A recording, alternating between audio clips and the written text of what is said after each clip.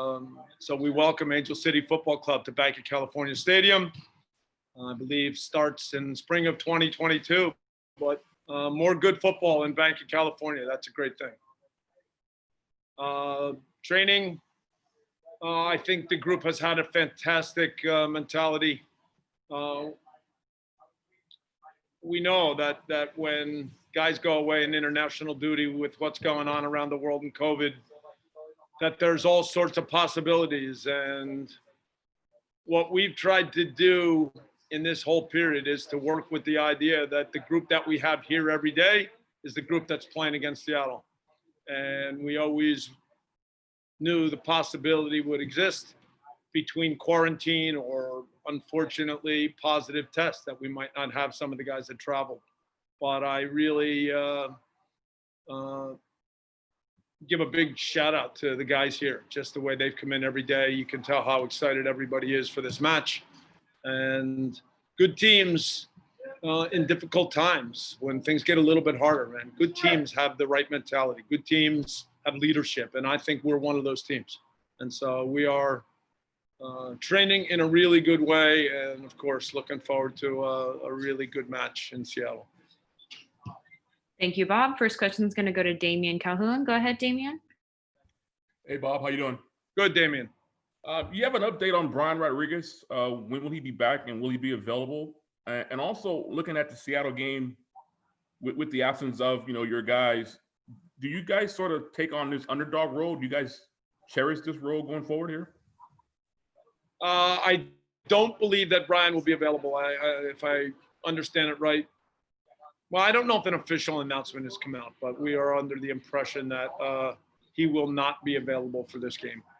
And no, we don't call it an underdog role. We always believe that when you put a group on the field, that you've prepared those guys, that they're ready to step up, close down, play at a good tempo, play the kind of football that we always play. And so it's opportunities for players. And we know that in this game, we miss certain guys, but we still got to make sure that everybody's ready to go and the focus is on the team. And that's the way we've worked since these guys have been gone, since the end of the regular season. Thank you, Damian. We'll go to Alicia Rodriguez next. Go ahead, Alicia. Thank you, Bob. Thanks for taking the time to talk to us today. Wanted to ask about the availability of other players besides the internationals, if there's anyone new who hasn't been able to feature for the last couple of weeks who's now available. And then I also wanted to circle back about my question last time about the goalkeeper. Do you have a starter picked out for the game? Is Pablo available? Any decision made on that at this point? Thank you. Pablo is back in full training. You see more confidence, just getting back into it. So that part is positive. We are still holding off on final decisions in terms of how we'll play against Seattle, but competition's a good thing. Thanks, Alicia. We'll go to Gio Garcia next. Go ahead, Gio. Hey, Bob. How's it going? Good, Gio. It seems that with this game, I know you just mentioned that you guys were prepared to play without the international players. Seems like you guys your depth is really gonna be tested. I know every position for you is very important. I'm more interested to know, obviously, no one can replace Diego Rossi, but who are those players that are you looking to play on Diego Rossi's side? And also on the right back, have you decided who are the top two players that are going to potentially play our right back? Of late, Mohamed Munir has played as right back and Eddie Segura has played at right back. So we have two really good options. When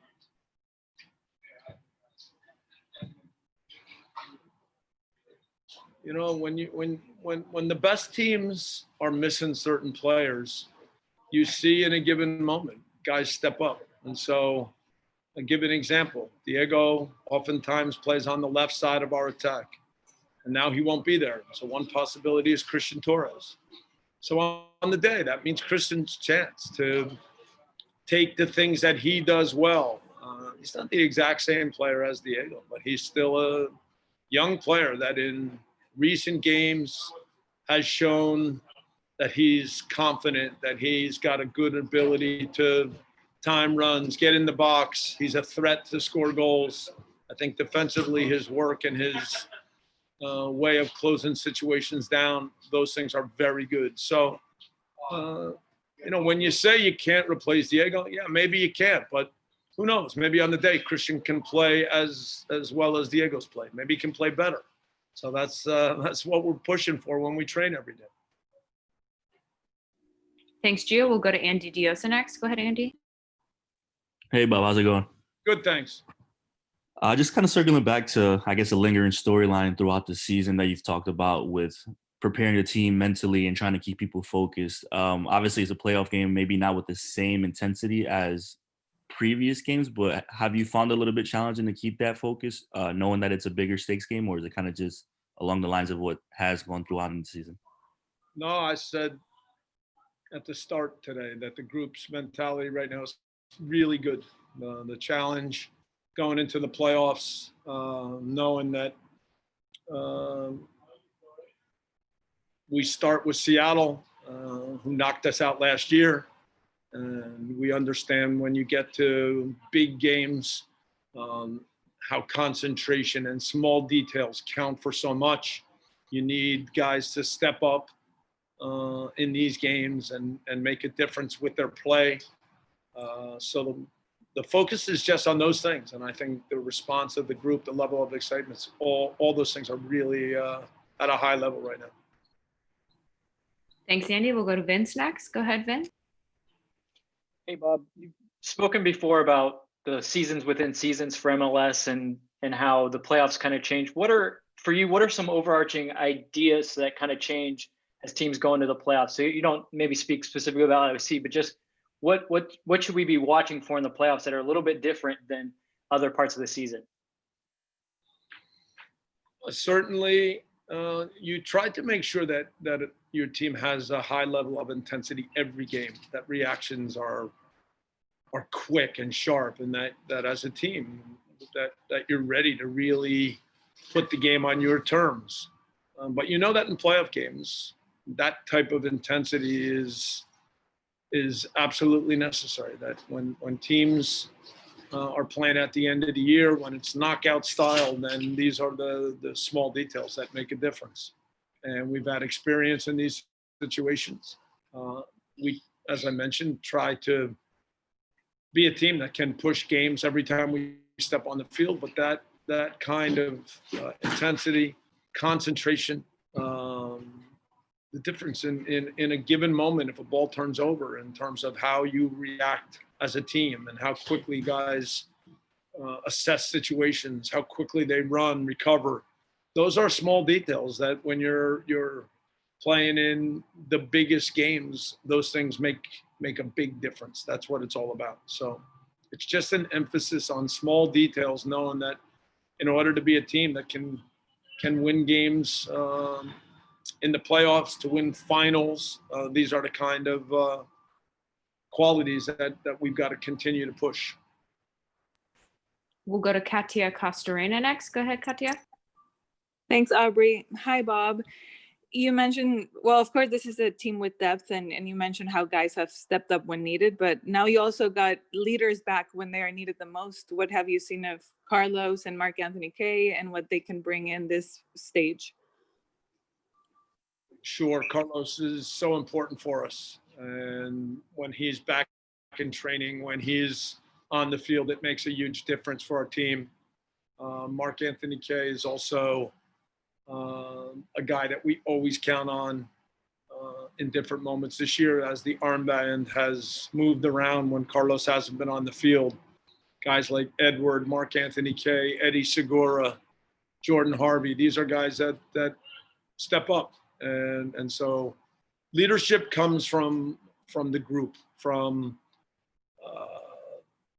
more than one guy. They help each other lead because not everybody has the exact same quality. So the group of guys that we count on, I think, have set the tone. And of course, when Carlos is back and on the field and doing some of the things that make him so special, and that gives everybody a little bit of an extra boost.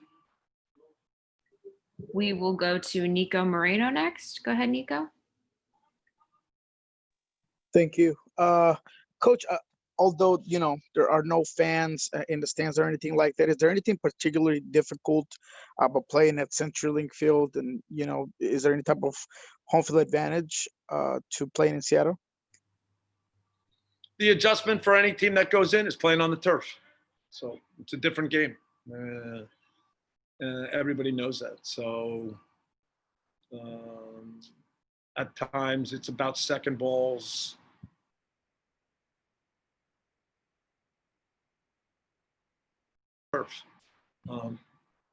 Look, it is what there are in our league. Some teams that have turf, and when you go to play in those games, players know that maybe the tempo of the game, the rhythm of the game, the way the ball rolls, at times some of the bounces, that they'll all be a little different, and everybody has to try to adapt to that. Nothing more to say. We'll take one more question from John Rojas. Go ahead, John. Thanks, Aubrey. Hi, Bob. Thanks for the time. Bob, when it comes to the preparation and everything that is happening this year, does it really make sense to watch previous games, for example, from Seattle, or is it more important to focus on your style and your way of thinking and playing? I mean, two teams that are very well established on their philosophies. Yeah, I think you do both, John. We certainly have the things that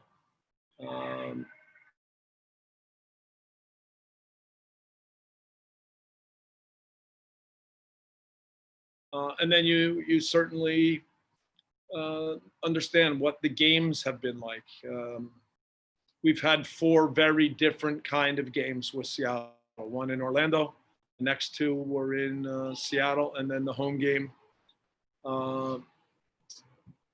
The tempo of those games were different. Obviously, who was on the field for both teams in all 4 games varied.